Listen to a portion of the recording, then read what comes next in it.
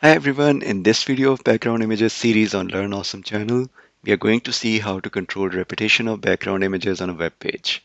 So let's get right to it. So I'm going to use the HTML template generated by VS Code, which we covered in earlier video. So first off, we need to add a background image to play with. So I'll head over to CSS to do just that. So here I am. I'm going to define a body selector, and in here I'm going to say background image URL and followed by specifying name of the image. I'm going to use the small one so that we can see the repetitions clearly. And let's get back to HTML file, open the preview, and here it is. As you can see, currently the image is repeating in both horizontal and vertical direction, and this is happening because this is the default setting of the HTML background images that if they don't fit the screen entirely, they repeat in both X and Y directions. So CSS has provided us with a property to give total control of how the repetitions can be handled, and that property is background-repeat. So let's go ahead and define that. Let me close the file explorer, and so I go ahead and define background repeat, and here we can see all the values that are applicable on that property. So the first property that we are going to see is repeat, and this is the default value and is applied by browser if you don't specify a value explicitly. So right now the behavior you are seeing on the screen is because of this value, which is auto applied. So we don't need to apply it. With this value, the image is repeated in both horizontal and vertical direction. That is clear. And to change the behavior, we need to use one of the other values that are provided. So I'm going to start off with repeat X, which forces the background image to only repeat in horizontal or X direction. So it is going to repeat the image until it covers the entire width of the viewport, or sorry, the element on which the background image is applied, which is in our case the body element, until the horizontal direction is completely filled. The counterpart is repeat Y, which does exactly the opposite of repeat X, that is, the image is repeated only in vertical or Y direction, but not in the X direction. Right, let's go to our next value, which is space.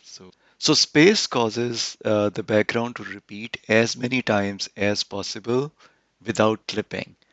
So the first and last image is pinned to the sides of the browser first, and then the remaining background images are spaced equally in between those two first and last images without causing any sort of clipping. The browser needs to ensure that all the background images are equally spaced. There would be no clipping on either side. Best part about it is that it remains responsive. So if I resize the viewport, the browser adjusts the images, ensuring both of these properties, equal spacing and no clipping.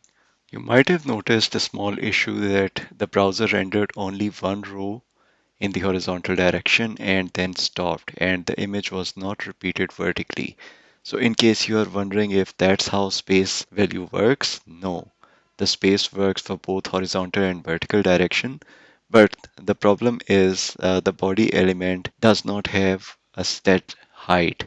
Its height is determined by the content. So as long as there's a single line of content or no content, or not enough content to cause a background repeat, the browser is unable to determine the gap it needs to apply between subsequent background images.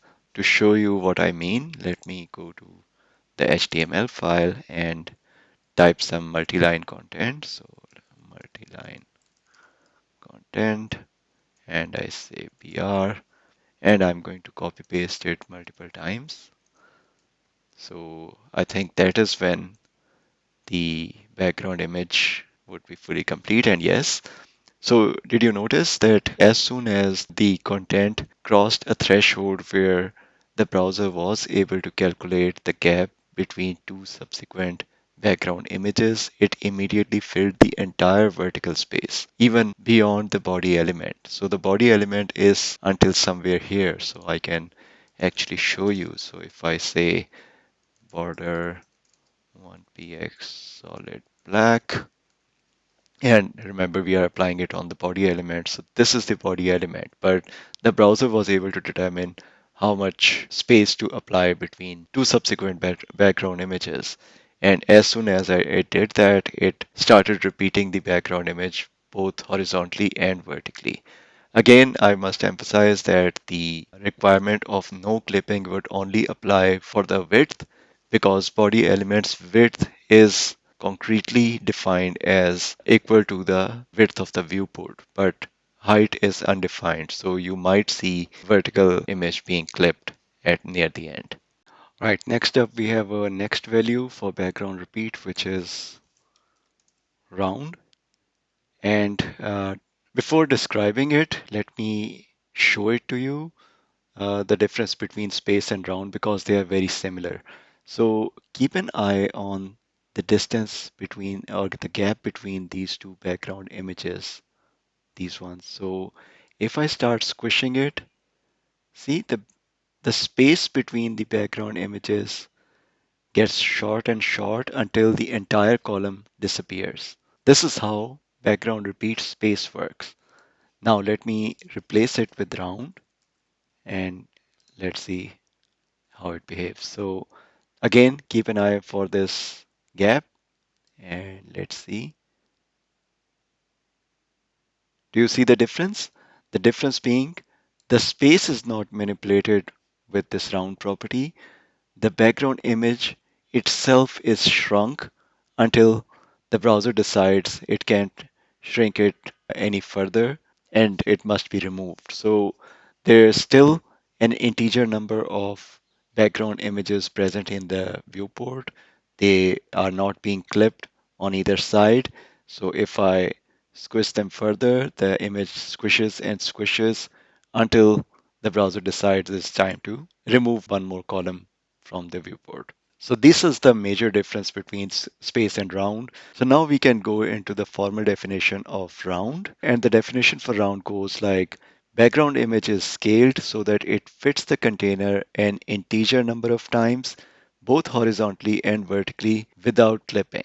And the most important part of this entire description is the word scaled, right? So the background image is scaled up or down to ensure that it fits the container an integer number of times, which means the image is either shrunk or stretched to accommodate the available space or real estate before the browser decides based on that whether it's time to add another row or column or remove a row or column. The benefits include there is no clipping, just like you saw.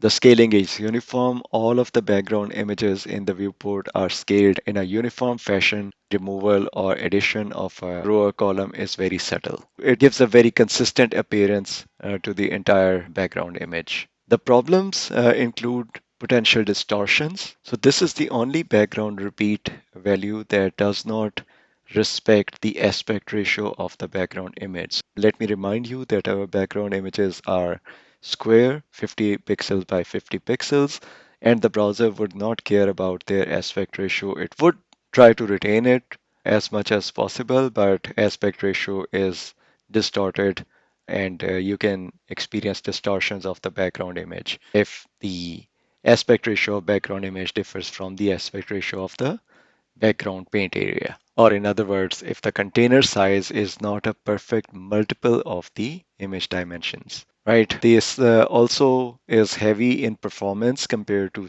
space because scaling images can be very expensive computationally, especially for large images or containers, potentially impacting performance. And last but not the least, just like we saw with background repeat space, if you have little to no content, then problems start to arise. So let me quickly show you a sample glimpse of that. So if I just leave one line, you see the images are being squished or pancaked in vertically. And if I remove this line as well, then disaster strikes and the images are completely squished, pancaked, you can say, and don't look good at all.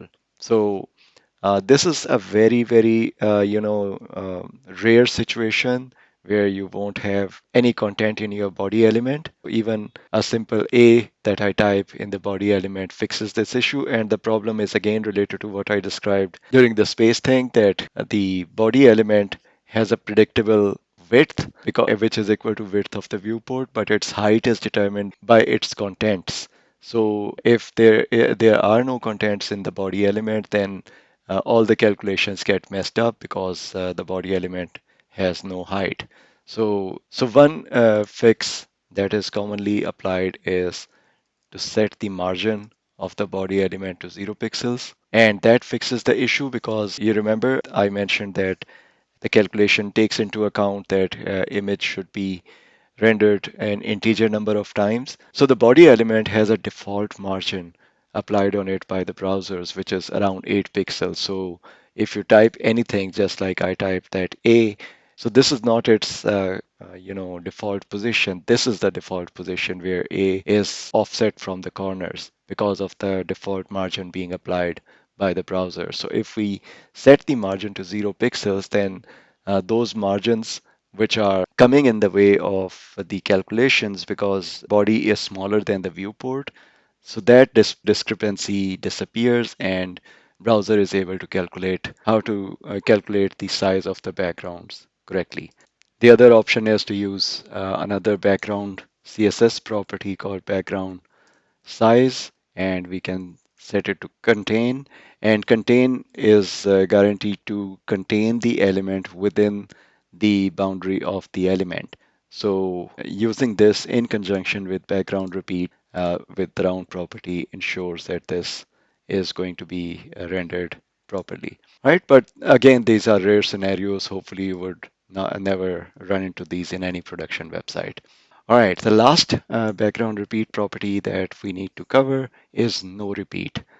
And no repeat is pretty self-explanatory. The background image is not repeated at all. So it is rendered only once by default in top left corner of the viewport. And as you'll see in the upcoming videos, we can position it anywhere in the viewport. That is something we'll cover in a later video. And that brings us to the end of this one on controlling the background image repeat and in the web page. Hope you liked the video. If you did, please like and share and consider subscribing to the channel to be notified of upcoming content. Thanks so much for watching.